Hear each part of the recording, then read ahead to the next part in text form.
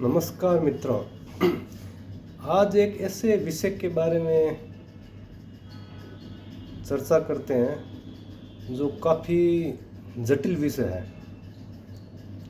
और इस विषय के कारण समय समय पर काफ़ी लड़ाइयाँ लड़ी जाती है, युद्ध हुए हैं। वर्तमान समय में भी छोटे मोटे समस्याएं हो रही है। देखिए, धर्म, मत, पंथ, संप्रदाय, मजहब, रिलीजन, सारी दुनिया में कई तरह के धर्म हैं, मत है, पंथ है, संप्रदाय है, इंग्लिश में इसको रिलीजन बोलते हैं। कई तरह के चल रहे हैं। इनका सबका अपना अलग अलग कॉन्सेप्ट रहता है। जो धर्म चलता है उसके जो बेसिक होते हैं वो ईश्वर को लेकर चलता है। मतलब ईश्वर कौन है, क्या है, कैसा है, इस पर चलता है। और कई धर्म या मत, पंथ, संप्रदाय वो गुरु को लेकर चलते हैं। वो गुरु वाणी को महत्व देते हैं। मतलब जो गुरु ने बोला है वही सही है। तो इसमें दो चीज़ हो गई। एक तो हो गया गुरु और दूसरा हो गया आदि गुरु। मतलब गुरुओं के भी गुरु, जिसको ईश्वर कहा जाता है या और कोई नाम से संबोधित किया जाता है। ठीक है, ये दो प्रकार के मत, पंथ, संप्रदाय या धर्म हो गए। अब ईश्वर में भी कई विभाजन है। अब ईश्वर क्या है? ईश्वर के बारे में ये कहा जाता है, कई मानते हैं ईश्वर सगुण साकार है, कई मानते हैं ईश्वर निर्गुण निराकार है। ठीक है। और निराकार में भी दो भाग है, एक सगुण निराकार, दूसरा निर्गुण निराकार। ये इस तरह का विभाजन है। भारतीय परंपरा है, इसमें जो मनुष्य विशेष स्थिति को प्राप्त हो गया है उसको ईश्वर माना जाता है। जो भारतीय परंपरा है उसमें जो व्यक्ति विशेष स्थिति को प्राप्त हो गया है उसको ईश्वर माना जाता है। कई भारत में भी कई मत, पंथ, संप्रदाय ऐसे हैं जो सगुण साकार को ईश्वर नहीं मानते। वो निराकार, निर्गुण निराकार को ईश्वर मानते हैं। अब इसमें देख लें, इस्लाम में तो वो भी सगुण साकार को नहीं मानते, वो निर्गुण निराकार को ईश्वर मानते हैं। ऐसा है। अब समस्या क्या आ रही है? समस्या यह है कि इसका जो कॉन्ट्रडिक्शन है, जैसे भारतीय परंपरा में सगुण साकार को ईश्वर मानते हैं और वो ईश्वर की एक जो गुण, क्रम, प्रभाव, उसका एक पूरा ऐतिहासिक संकलन मिलता है और उस संकलन के आधार पर उस ईश्वर की स्थिर मूर्ति बनाई जाती है। वो मूर्ति चाहे धातु की हो, कांसा, सोना, चांदी या पत्थर की मूर्ति हो, स्थिर मूर्ति स्थापित करके पूजा की जाती है। ये हो गया भारतीय संस्कृति का पक्ष। दूसरा है, भारतीय संस्कृति में भी कई मत, पंथ, संप्रदाय ऐसे हैं जो मूर्ति पूजा को अलाउ नहीं करते हैं। वो निर्गुण निराकार को अलाउ करते हैं। उनका अपना थोड़ा अलग रिचुअल रहता है। और एक इस्लामिक पद्धति है, वो भी ईश्वर को निराकार मानती है। लेकिन अब समस्या ये है, शुरुआत अपने निर्गुण निराकार से ही करते हैं। अब समस्या ये है, मान लो ईश्वर निर्गुण निराकार है। अब पहले निराकार को लेते हैं। निराकार कैसा है? सापेक्ष निराकार है या निरपेक्ष निराकार है? सगुण निराकार है या निर्गुण निराकार है? इसके भी चार भाग हो गए। सापेक्ष निराकार, जैसे अपने मनुष्य है और एक चींटी है। अब चींटी अपने को नहीं देख सकती, तो चींटी की अपेक्षा अपने सापेक्ष निराकार हो गए। चींटी यही कहेगी कि बहुत विशाल शरीर था जिसका वर्णन नहीं किया जा सकता। तो चिंटी के सापेक्ष हम सापेक्ष निराकार हो गए। ऐसा ही अब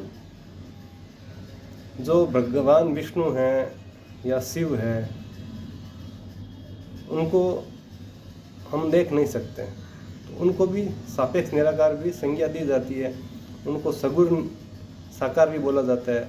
उनको निर्गुण निराकार तत्व की स्थिति भी उनमें सब बताई जाती है, लेकिन इसका हम आगे डिस्कशन करेंगे। पहले निराकार का जो भी है तत्व समझ लेते हैं। अब एक तो ये हो गया, दूसरा हो गया निरपेक्ष निराकार। निरपेक्ष निराकार में हमें उस के बारे में बिल्कुल ही जानकारी नहीं है, तो हम यह कह देते हैं कि तत्व निराकार है, बस। अब निराकार में सापेक्ष और निरपेक्ष निराकार हो गए। अब है सगुण निराकार और निर्गुण निराकार। अब सगुण मतलब जहाँ गुण हो। गुण कैसे? शब्द का गुण हो, स्पर्श, रूप, रस और गंध, ये 5 जिसमें स्थापित होते हैं, उन्हें जो 5 गुणों को प्रदर्शित करते हैं उनको सगुण कहा जाता है। जैसे आकाश है, आकाश में शब्द का गुण पाया जाता है, अग्नि में तेज का गुण पाया जाता है, वायु में स्पर्श का गुण पाया जाता है। ऐसे 5 तत्व हैं। तो अब ईश्वर को कई सगुण निराकार भी मानते हैं, और वो उसी हिसाब से यज्ञ आदि पूजन करते हैं, तो उनका भी एक पद्धति है। अब है निर्गुण निराकार। निर्गुण निराकार में ऐसा है, वो कहते हैं हम गुणों को नहीं मानते, ईश्वर सर्वव्यापी है और निराकार है, बस इतना ही इसका कंसेप्ट है। उसमें और कुछ वो नहीं मानते। ये तो हो गया निराकार के 4 फैक्टर और उसका कंसेप्ट। अब समस्या ये है, हम ईश्वर को तो निराकार मानते हैं। अब ईश्वर की अनुभूति करने वाला कौन है? ईश्वर की अनुभूति करने वाला तो मनुष्य है। वो खुद तो सगुण साकारी है, खुद तो सगुण साकारी है। शरीर है, उसकी आकृति है, उसके अंदर जो भी गुण है खुद शरीर साकार है। तो ईश्वर को निराकार मानना एक आंशिक सत्य हो सकता है, पूर्ण एब्सोल्यूट सत्य नहीं हो सकता। क्योंकि 100% निराकार हम मानेंगे तो उसकी अनुभूति कैसे करेंगे? ये भी एक बड़ी समस्या है। ईश्वर यदि अनुभव में आएगा तो मनुष्य तो सगुण साकारी है, उसकी अनुभूति में आएगा, तो 100% उसको निराकार नहीं मान सकते, आंशिक रूप से निराकार मान सकते हैं। अब कैसे होगा निराकार, वो भी मैं आपको आगे बताऊंगा, ठीक है। अब चलते हैं अनुभूति पक्ष पर। अनुभूति पक्ष क्या है? देखिए, ऐसा है, शास्त्रों में एक श्लोक आता है, उत्तमा सहजा अवस्था, मध्यमा ध्यान धारणा, कनिष्ठा शास्त्र चिंता च, तीर्थ यात्रा अधमा अधमा। और इसके समकक्ष एक दूसरा श्लोक भी आता है, उत्तमो ब्रह्म सद्भावे, मध्यमा ध्यान धारणा, कनिष्ठा शास्त्र चिंता से, मूर्ति पूजा धमा धमा। मतलब इन दोनों को पढ़कर अपने क्या समझेंगे? मूर्ति पूजा और तीर्थ यात्रा एक प्राइमरी स्टेप है, मतलब जहाँ से हम शुरुआत करते हैं। मंदिर जाते हैं या तीर्थ यात्रा में जाते हैं, तो ये प्राइमरी स्टेप है। वहाँ से हम सहजावस्था या ब्रह्म सद्भाव की ओर पहुँचने की शुरुआत करते हैं। मंदिर जाते हैं या तीर्थ यात्रा में जाते हैं, वहाँ हमें सद्गुणी ध्यान धारणा परायण साधक मिलते हैं, साधु संत मिलते हैं, उनसे कुछ शास्त्र की बातों का आदान प्रदान होता है, विचारों का आदान प्रदान होता है। तो हम मूर्ति पूजा तीर्थ यात्रा से आगे बढ़ते हैं शास्त्र चिंता की ओर। शास्त्रों का चिंतन होता है, उनका पठन होता है, मनन होता है, उन पर विचार विमर्श बातें की जाती हैं। शास्त्र चिंतन से आगे बढ़ते तो आती है ध्यान धारणा। हम ध्यान लगाते हैं एक विषय पर, एक बिंदु पर ध्यान लगाते लगाते ऐसी स्थिति हो जाती है हमारा मन बिल्कुल विचार रहित हो जाता है। या यूँ कहो, प्रत्येक व्यक्ति के पास दो प्रकार के मन होते हैं, एक तो चंचल मन, दूसरा स्थिर मन। स्थिर मन को ही शास्त्रों में कई जगह आत्मा कहा है, कई जगह ब्रह्म कहा है, कई जगह जो निराकार मानने वाले हैं वो इस स्थिर तत्व को ही निराकार तत्व मानते हैं। कई जगह अलग अलग नामों से कहा गया। नॉर्मल व्यक्ति की स्थिति चंचल मन में ही रहती है, वो स्थिर मन की ओर नहीं बढ़ पाता है। जैसे ध्यान धारणा करते हैं तो व्यक्ति की स्थिति चंचल मन से स्थिर मन की ओर चली जाती है। नॉर्मल सामान्य व्यक्ति की 1-2% स्थिति चंचल स्थिर मन की ओर रहती है, बाकी 98-99% स्थिति चंचल मन पर ही रहती है। और चंचल मन की स्थिति में भी 2-3 स्थितियाँ हैं। तो जागृत स्वप्न मतलब जाग रहा है लेकिन मन में मनोराज्य चल रहा है और वो सपने चल रहे हैं उसके मन में, ठीक है। अब नॉर्मल हर एक व्यक्ति की स्थिति चंचल मन में रहती है। जैसे जैसे ध्यान धारणा साधना करते हैं तो व्यक्ति की स्थिति चंचल मन से हटकर थोड़ी स्थिर मन की ओर चली जाती है। जिस व्यक्ति की स्थिति स्थिर मन में अधिक हो जाती है, चंचल मन में 5-10% रहती है, तो वह परम पुरुष बन जाता है, परम व्यक्ति बन जाता है। अब मन की स्थिरता शरीर में भी उतर जाती है, मन की स्थिरता शरीर में भी उतर जाती है।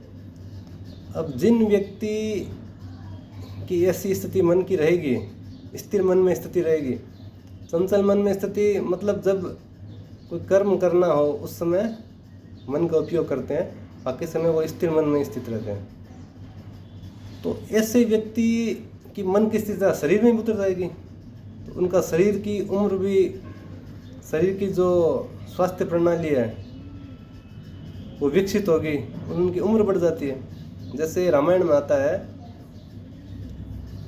भगवान शंकर ने 87,000 वर्ष की समाधि ली, उसके बाद में उनका कामदेव द्वारा जो भी प्रक्रिया हुई और उन्होंने समाधि तोड़ी, मतलब 87,000 ईयर।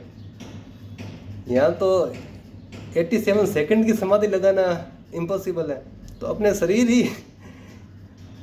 की जो लाइफ स्पेन है वो 100 ईयर तो बहुत कम जी पाते हैं लोग, 60 ईयर में, 70 ईयर में समाप्त। तो अब बात क्या है, बात यह देखिए, जिसकी स्थिति स्थिर मन पर ज़्यादा है तो उनका शरीर भी स्थिर रहता है। तो 87 ईयर वो एक आसन पर बैठे थे तब समाधि लगी थी। और मन स्थिर तन स्थिर, समझना बड़ी इम्पोर्टेंट बात है।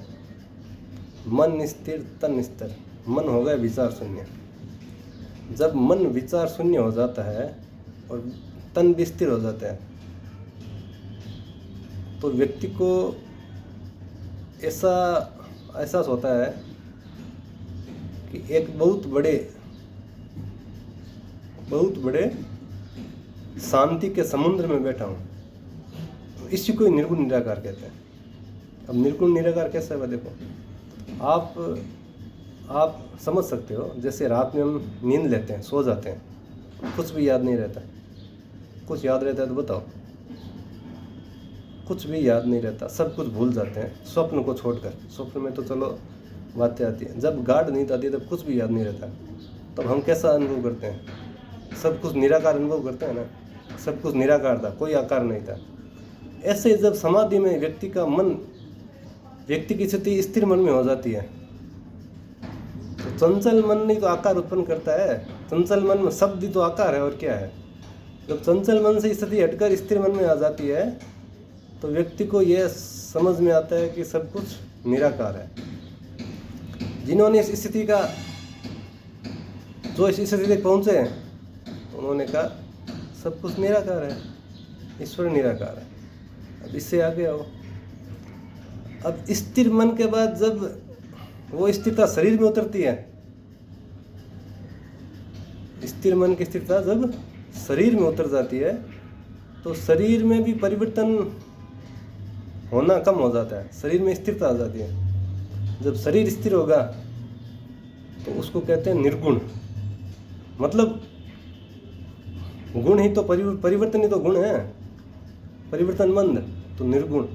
इसलिए भगवान शंकर को निर्गुण निराकार भी कहा जाता है।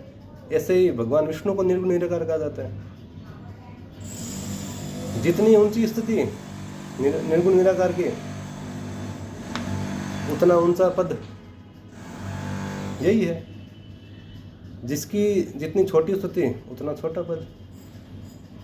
अब भगवान शंकर और भगवान विष्णु या राम कृष्ण की उपासना करना मतलब हम निर्गुण निराकार सगुण साकार दोनों की उपासना साथ ही कर रहे हैं। अब देखिए, अब लड़ाई का कंसेप्ट क्या है। मोस्ट कॉन्ट्राडिक्शन इस्लाम और भारतीय जो जैसे मंदिरों को तोड़ते हैं, वो कहते हैं हम मूर्ति को नहीं मानते। तो भाई मूर्ति तो प्राइमरी स्टेज है, अंतिम स्थिति तो सहजावस्था है, और आपको कोई सहजावस्था का अनुभव तो है नहीं। आपको केवल एक शब्द बता दिया कि हम मूर्ति को नहीं मानते, मूर्ति को नहीं मानते, ईश्वर निराकार है। अब निराकार आपने अनुभव तो किया है नहीं। और मेरे को लगता है जिसने कुरान भी लिखी है वो कोई ऊंचे लेवल का सिद्ध पुरुष नहीं था, वो नया साधक बना था। उसको थोड़ी थोड़ी झलक, निर्विकल्प मन की झलक मिलनी चालू हुई थी, तो उसने यह पुस्तक लिख दी और यह पुस्तक अभी भी चल रही है। अब इस्लाम में कितने सिद्ध पुरुष है मुझे तो आइडिया नहीं है, लेकिन जो भी लोग सुन रहे हो वो इस चीज़ को समझे।